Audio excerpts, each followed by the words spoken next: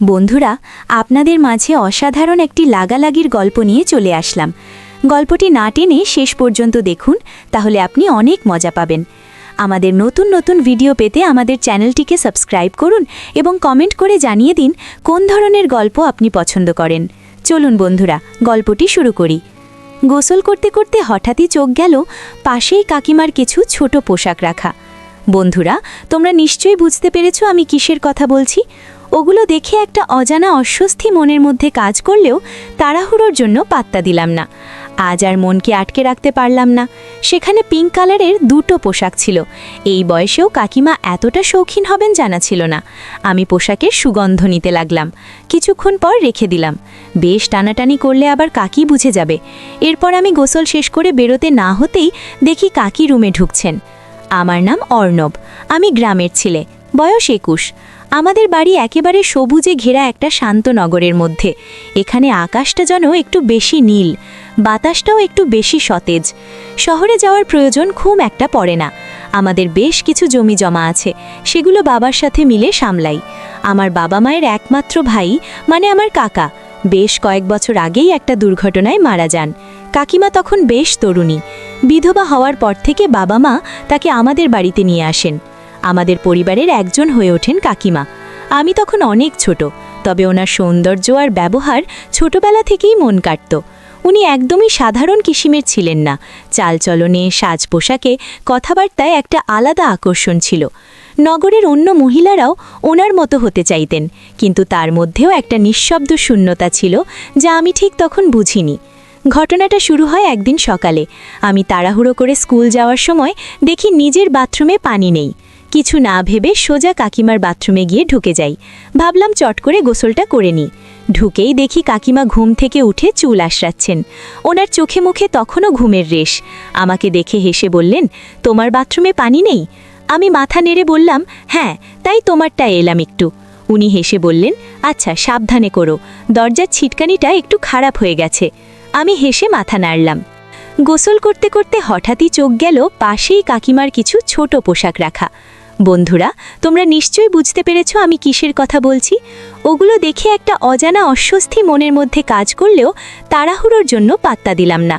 কিছুক্ষণ পর বেরিয়ে এসে দেখি কাকিমা একটা নাইট ড্রেস পরে চুপচাপ বসে আছেন বারান্দায়। চুল আঁচড়াচ্ছেন, চোখে মুখে শান্তির ছোঁয়া। এমনভাবে কখনো দেখিনি তাকে আগে। মনে হলো যেন চেনা একটা মানুষকে নতুন চোখে দেখছি। বয়স তখন খুব বেশি হয়নি তার, তবে শরীরে কিছুটা ভারী ভাব এসে গেছে, যা তাকে আরও বেশি আত্মবিশ্বাসী ও আকর্ষণীয় করে তুলেছিল। চলতে চলতে হঠাৎ তিনি আমার নাম ধরে ডাকলেন। আমি কাছে গিয়ে বসতেই বললেন, তুমি আমাকে যদি বন্ধু ভেবে কিছু বলতে চাও নিশ্চিন্তে বলতে পারো, অপ্রয়োজনীয় সংকোচ করার কিচ্ছু নেই। ওনার কথায় যেন মনটা শান্ত হয়ে গেল। সেদিন রাতে আমি ঘুমাতে পারলাম না। বারবার ওনার কথাগুলো মনে পড়ছিল। মনে হচ্ছিল উনি যেন অনেক দিন পর কারুর সঙ্গে একটু খোলামেলা কথা বলতে চাইলেন।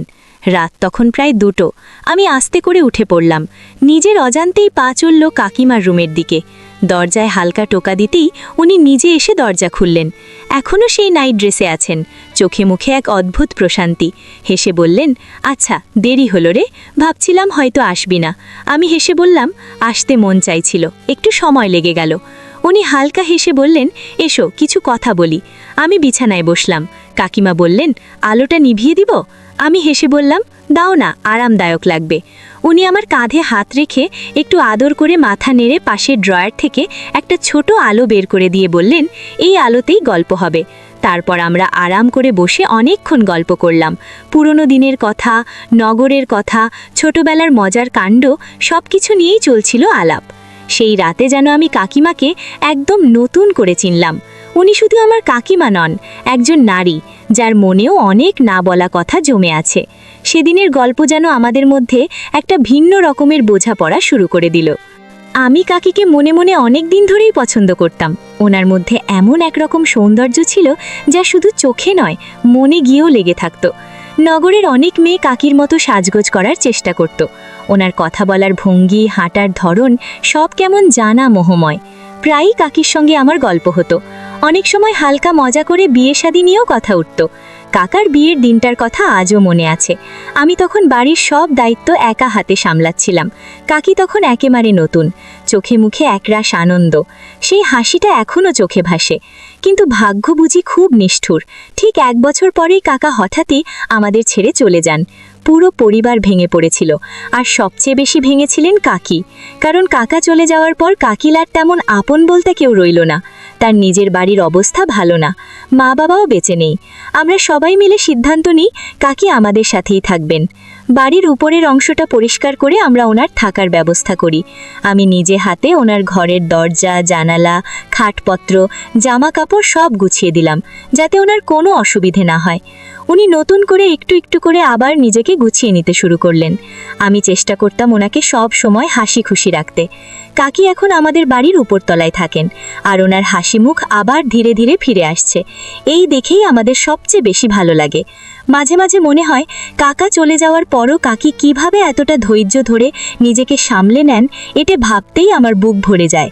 আমি জানি একা থাকা কতটা কঠিন, তাই ওনার পাশে থাকার চেষ্টা করি সব সময়। একদিন সকালে আমি গোসলের জন্য তৈরি হচ্ছি। হঠাৎ দেখি আমাদের বাথরুমে পানি নেই, কিন্তু আমাকে কাজেও যেতে হবে, গোসল করাটা জরুরি। তখন মনে পড়ল কাকির বাথরুমে তো সব সময় পানি থাকে। আমি ওনার ঘরের সামনে গিয়ে বললাম, কাকি, আমাদের বাথরুমে পানি নেই, তোমার বাথরুমটা একটু ব্যবহার করতে পারি? উনি হেসে বললেন, অবশ্যই পারো, কোনো সমস্যা নেই। আমি তোয়ালে নিয়ে ভেতরে ঢুকলাম, দরজাটা সাবধানে টেনে দিলাম, কারণ ছিটকানি কিছুটা নষ্ট। তাড়াতাড়ি করে গোসল করে নিচ্ছিলাম, যাতে কেউ ভুল করে না ঢুকে পড়ে। আজকেও খেয়াল করলাম কাকিমার সেই পোশাক রাখা। হয়তো তিনি আগে গোসল করতে চেয়েছিলেন, কিন্তু আমি ঢুকে পড়েছি। আজ আর মনকে আটকে রাখতে পারলাম না। সেখানে পিঙ্ক কালারের 2টো পোশাক ছিল। এই বয়সেও কাকিমা এতটা শৌখিন হবেন জানা ছিল না। আমি পোশাকে সুগন্ধ নিতে লাগলাম, কিছুক্ষণ পর রেখে দিলাম। বেশ টানাটানি করলে আবার কাকি বুঝে যাবে। এরপর আমি গোসল শেষ করে বেরোতে না হতেই দেখি কাকি রুমে ঢুকছেন। আমি একটু অপ্রস্তুত হয়ে গেলাম, কিন্তু কাকি হেসে বললেন, আরে এমন লজ্জার কিছু নেই, তুমি তো আমার সন্তান সম। ওনার মুখে ছিল একরকম মায়া ভরা শান্তি, আর চোখে একটা হালকা বিষণ্ণতার ছাপ। আমি বললাম, আপনি দুঃখ করবেন না কাকি, আমরা সবাই আপনার সাথে আছি। উনি ধীরে ধীরে আমার হাতটা ধরে পাশে বসালেন, বললেন, তুমি আমার খুব আপন, তুমিই তো এখন আমার সবচেয়ে কাছের মানুষ। কাকির মুখেও কথাগুলো শুনে মনে হলো আমি শুধু কেউ একজন না, ওনার একাকিত্বের পাশে দাঁড়ানো একজন আপন, যাকে উনি বিশ্বাস করেন, নির্ভর করেন। তখন বুঝলাম সম্পর্ক সবসময় রক্তের হয় না, অনেক সময় ভালোবাসা থেকেই আসে কাছের মানুষ। আমি তখনও কাকির পাশে তোয়ালে জড়ানো অবস্থায় বসেছিলাম। ভেতরে একটু লজ্জা লাগছিল, কিন্তু কাকির চোখে মুখে যে মমতা আর প্রশ্রয় দেখেছিলাম, সেটা দেখেই মনটা হালকা হয়ে যাচ্ছিল। উনি হেসে বললেন, তুমি আমার জন্য যা করছো সেটা কোনো সন্তানও করে না, তোমায় আমি আশীর্বাদ করি রে। আমি বুঝতে পারছিলাম ওনার জীবনে যে শূন্যটা তৈরি হয়েছে কাকা চলে যাবার পর, সেটা একমাত্র মনোযোগ আর ভালোবাসাতেই কিছুটা ভরাট করা সম্ভব। আর সেদিন মনে হচ্ছিল আমি যেন সেই দায়িত্বটা নিতে চাই। ঠিক তখনই কাকি বললেন, রাতে একটু আমার ঘরে এসো না, গল্প করব, ঘুম আসেই না এখন আর। আমি হেসে বললাম, আচ্ছা কাকি, আসবো। মুখে সাদা সাদা উত্তর দিলেও ভেতরে একরকম অস্বস্তি হচ্ছিল। এই ধরনের পরিস্থিতিতে আগে কখনো পড়িনি। ভাবছিলাম কি হবে যদি আমি যাই, আবার কি হবে না গেলে। মন যেন দ্বিধায় জর্জরিত হয়ে পড়েছিল। এরই মধ্যে কিছু অতিথি চলে এলেন বাড়িতে। আমার কাকাতো বোন শ্রেয়া, বয়সে আমার চেয়ে কিছুটা বড়, সুন্দরী আর খুব আধুনিক। সে এসেছিল কাকির কাছে ফ্যাশন টিপস নিতে। আমার একটু ভালোই লাগছিল, ভাবছিলাম রাতের সেই অস্বস্তিকর ডাকটা হয়তো এড়িয়ে যাওয়া যাবে। কিন্তু হঠাৎ কাকি বললেন, শ্রেয়া, তুমি বরং আমাকে কিছু সাজের পরামর্শ দাও। আমি কাকির মুখের দিকে তাকিয়ে একটু অবাক হয়ে গেলাম। যিনি এতদিন অন্যকে সাজাতেন, তিনি হঠাৎ আজ সাজতে চাইছেন। কথা শেষ না হতেই কাকি আমার হাতে হালকা করে ধরলেন। কেউ দেখেনি বটে, কারণ তিনি টেবিলের পাশে ছিলেন, কিন্তু আমি যেন খানিকটা চমকে গেলাম। জীবনে প্রথমবার এমনভাবে কোনো মহিলা আমার দিকে এগিয়ে এসেছেন। আমি ঠিক বুঝতে পারছিলাম না কিভাবে রিয়্যাক্ট করব। পরিস্থিতি আরও অস্বস্তিকর হয়ে ওঠার আগেই আমি নিজেকে সরিয়ে নিয়ে ওয়াশরুমে চলে গেলাম। বাবা মা তখন বাড়িতে ছিলেন না, অন্য একটা আত্মীয়ের বিয়েতে গিয়েছিলেন, তাই বাড়িতে একটু নির্জনতাও ছিল। ওয়াশরুমে বসে ভাবছিলাম কিভাবে পুরো ব্যাপারটা বুঝবো। হঠাৎ বাইরে কাকির কণ্ঠ শুনতে পেলাম। উনি আমার কাজিনদের সঙ্গে গল্প করছিলেন একদম স্বাভাবিক ভঙ্গিতে, যেন কিছুই ঘটেনি। তখন কাকি বলছিলেন, আমার যৌবনের সময়টুকু তো একরকম হারিয়েই গেল, কপালটা হয়তো এমনিই ছিল। ওনার কথায় একটা চাপা কষ্ট ছিল। আর কাজিন বলছিল, কাকিমা, জীবনের পথ তো এখনো শেষ হয়নি, তোমার জন্য ভালো কাউকে পেলে আবার নতুন করে শুরু করতে পারো। সেই কথাগুলো শুনে আমি গভীর চিন্তায় পড়ে গেলাম। বুঝলাম কাকির ভেতরে অনেক না বলা কথা জমে আছে, আর তার আচরণের পেছনেও হয়তো এমন কিছু কারণ রয়েছে যেগুলো আমি আগে ভাবিনি। সকালে বাবা মা বাড়ি ফিরে এলেন, কিন্তু দুপুর নাগাদ বুঝলাম বাড়িতে তখন কাকি আর আমি ছাড়া আর কেউ নেই। আমি ঘরের বাইরে এসে দেখি কাকি লাল রঙের একটা হালকা জামা পরে বসে আছেন। তাকে দেখতে খুব সুন্দর লাগছিল, চোখ ফেরানো কঠিন ছিল। আমি কিছুক্ষণ দাঁড়িয়ে ওনার দিকে চেয়ে রইলাম। হঠাৎ কাকি হেসে জিজ্ঞেস করলেন, "কি রে, এমন করে তাকিয়ে আছিস কেন?" আমি থমকে গিয়ে বললাম, "না কাকি, কিছু না, শুধু আপনার কথা ভাবছিলাম।" কিছুক্ষণের নীরবতার পর কাকি আমার হাতটা ধরে ফেললেন। আমার হাত ঘেমে উঠল। বুঝতেই পারছিলাম না এখন কি করবেন উনি। আমি একটু গলা শুকিয়ে বললাম, "কাকি, প্লিজ এমন কিছু করবেন না, আমি তো আপনার অনেক ছোট, আর এখন তো কাকাও নেই।" উনি চুপচাপ ছিলেন, মুখে একটুখানি হাসি ফুটেছিল, কেমন যেন এক রহস্যময় শান্তি। কাকিমা, মানে পল্লবী কাকিমা, মাঝে মাঝে আমার নাম ধরে ডাকতেন। সেই ডাকটা যেন বুকের মধ্যে কেমন এক রেশ ফেলে যেত। কিন্তু আজকের আচরণটা কেন এমন ছিল সেটা এখনও আমি বুঝে উঠতে পারিনি। কিছুক্ষণ পর কাকিমা নিজের ঘরে চলে গেলেন, কিন্তু সেদিন মন যেন খুব ভালো লাগছিল।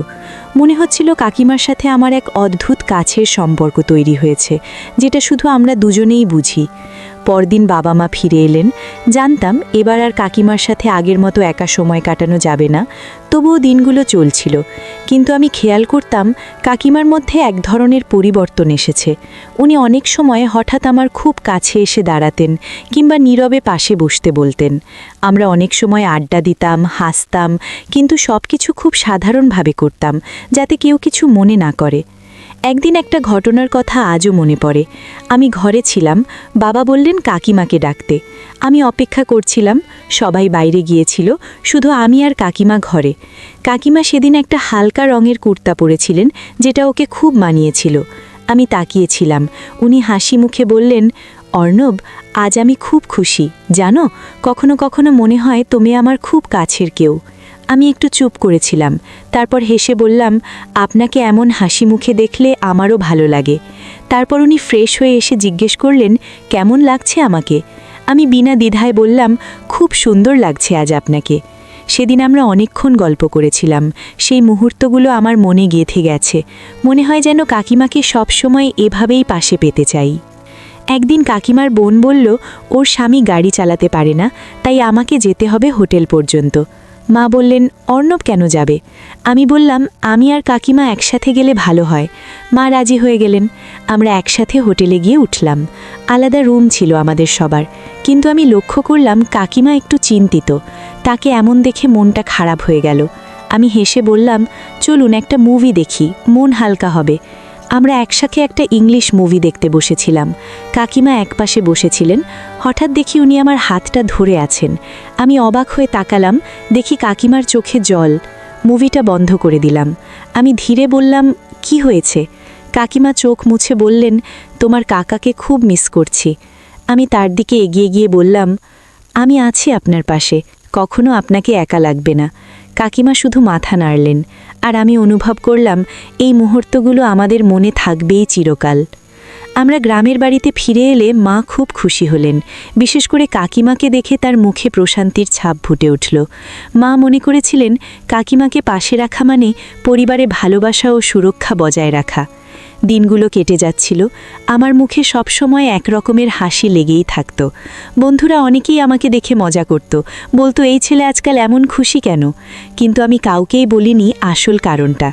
আমার দিনগুলো কেটে যাচ্ছিল কাকিমার সাথে গল্প করে, একসাথে রান্না করে, কিংবা কেবল পাশে বসে থেকে। আমি বুঝতে পারতাম কাকিমা যতই স্বাভাবিক থাকার চেষ্টা করুক, তার মনে একটা শূন্যতা রয়ে গেছে। কাকা চলে যাওয়ার পর এই ঘর, এই জীবন সবই তার কাছে যেন নিঃসঙ্গ হয়ে পড়েছিল। মাঝে মাঝে কাকিমা আমার দিকে তাকিয়ে গভীর চিন্তায় ডুবে যেতেন। তিনি হয়তো ভাবতেন, অর্ণব তো একদিন বিয়ে করবে, তারপর আমিও একা হয়ে যাব। আমি বারবার তাকে বলতাম, আমি কখনো আপনাকে একা ছাড়ব না কাকিমা, কিন্তু তিনি হেসে বলতেন, তুই আমার অনেক ভালোবাসার মানুষ, কিন্তু তোরও তো জীবন আছে রে, তুই বিয়ে কর, পরিবার কর। একদিন কাকিমা নিজের হাতে আমার জন্য এক মেয়ে খুঁজে আনলেন। আমি প্রথমে রাজি হইনি, কাকিমার মুখে আমি অনেক কষ্ট দেখতে পেয়েছিলাম, কিন্তু তিনি হেসে বললেন, আমার মতো একা থেকে যেন তোকে কাটাতে না হয়। আমি তখন বুঝেছিলাম তার ভালোবাসার গভীরতাটুকু ঠিক কতটা নিঃস্বার্থ। আমার বিয়ে হলো, স্ত্রী ভালো, শিক্ষিতা, সুন্দরী, কিন্তু আমি বুঝতাম যে শান্তি কাকিমার সান্নিধ্যে পেয়েছি তা জীবনে আর কোথাও পাইনি। তবুও আমি সংসার চালানোর চেষ্টা করছিলাম। কিছুদিন পর একদিন